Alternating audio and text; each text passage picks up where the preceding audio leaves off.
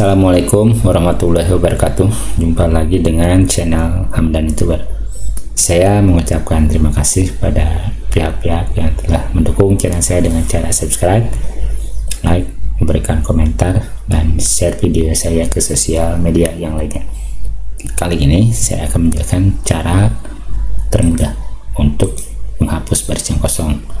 Nah, pertama-tama kita sorot dulu ya tabelnya. Nah, lalu kita pilih Find and Select. Di sini ada menu Go to Special. Kita pilih, lalu kita pilih Blanks. Pilih OK. Sudah tersorot baris-baris yang kosong. Lalu kita klik kanan ya, di sini nih, atau di sini, atau di sini, atau di sini. Yang jelas mouse kursornya di sejajar seperti ini. Tapi jangan klik kiri ya, langsung klik kanan. Nah, di sini kita pilih delete. Di sini ada pilihan, kita pilih entire row, lalu pilih OK.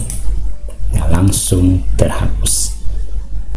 Oke, semoga bermanfaat.